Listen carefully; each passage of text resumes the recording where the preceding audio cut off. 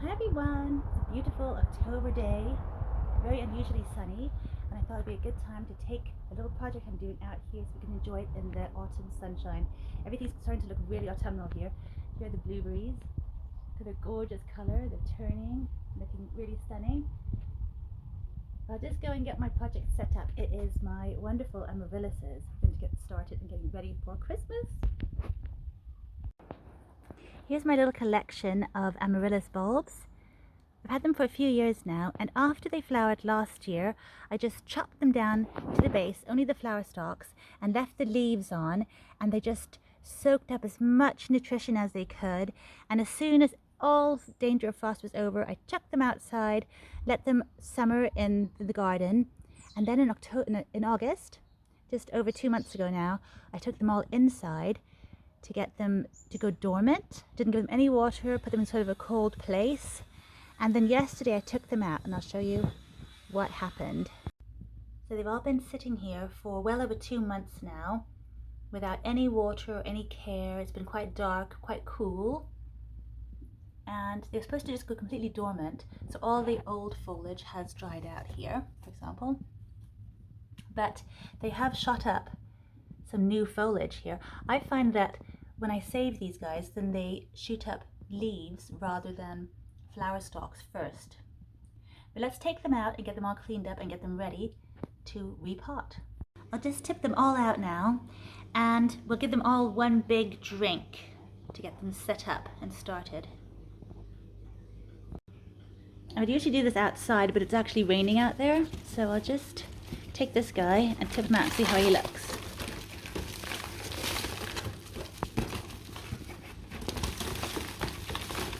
Look at all that really dry compost coming out. Look at that root system there. Wow, he has got a good root system. It's got a lovely bulb, looks super healthy. All those beautiful roots too. Some new leaves here as well. No flower bud yet, but that could come. Look at all those roots. I've seen people really trim these down. I think I might have to do that. I'll put them over here now. What I'll do is I'm going to give them all a drink. I'm going to put them into a little pan of rainwater. So many roots going on there. Look at them. And over here, it's interesting. This is a bunch of babies. I'll just let them all carry on. They're not going to flower for years, but it's really fun to have 3 little ones. Let's get them all potted up too. So that is it. Oh, and there was one more baby. Can't leave this one behind.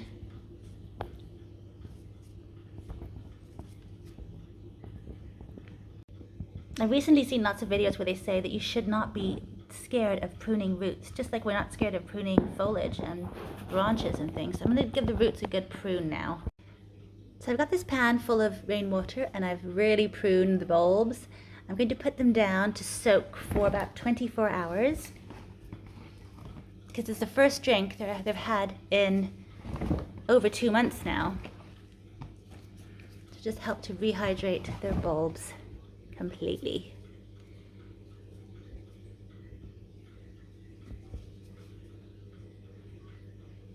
There we go. Now they've been soaking up lots of water for 24 hours or so, I'm just going to pot them up. It's not a definite that they will flower, but it's worth trying. And this one over here, you can see, I think it's actually just split off into lots of baby bulbs. And there's another additional bulb there. So those little babies I'll plant separately. They take about between 3 to 5 years to flower. I always find it takes about 5 years for mine to flower, but some people do it quicker. I'm going to use this little shrub here. It's a pretty old one, and at one point I'd painted it a bit of white. You can see the bit of white that's left there. So I just scraped all that off a few weeks ago before my finger got injured, and then yesterday I ran it over with some watered down paint just to give it a sort of almost whitewashed effect. And so now I'm going to just fill it with some potting soil and add a bit of fish blood and bone. You see I've got that there. I like to use a really well draining mix, and I've got this one here which is a cacti and succulent potting mix, which is really well draining. So I'll use that today. Now the idea is to really feed your amaryllises throughout the summer so that they can really store up all the energy they need to flower during the winter. But just in case they haven't got quite enough, I've added a bit of fish blood and bone to that mix and just mixed it really well in. And I'll just get the little beautiful bulbs out now. I really trimmed their roots. I'm going to make a little hole here. I want to put the biggest one in the middle. They like to have quite a tight fit. They don't want to be in a big roomy container, and the main thing is to always make sure that their shoulders sit above the soil. They don't want to be buried too deep. So that's how I'm going to be burying all of them. Got some lovely leaves growing already. You can see they look quite anemic, but that's because they've been in the dark, in dark cold spot. And then I've got the really big one here. I haven't labeled them. This year, once they flower, I'll see what they are and then I'll label them so I can organize them a bit better. Okay, that one goes in there.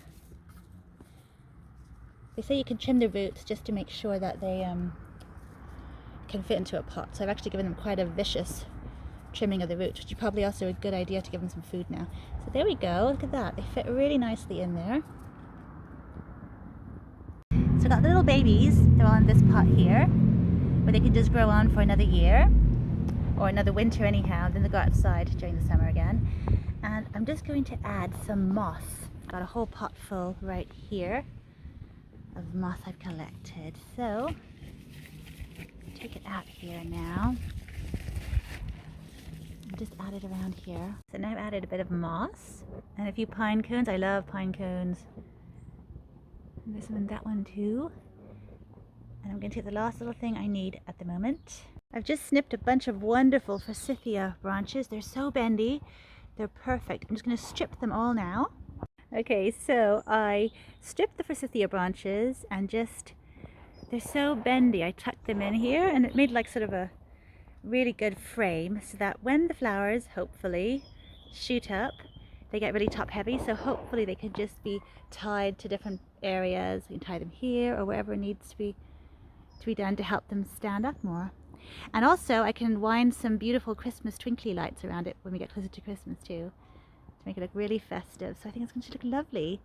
I'll do updates and let you see how it looks later on. But for now it's just going to sit in a warm windowsill and hopefully start shooting up some beautiful flower stalks.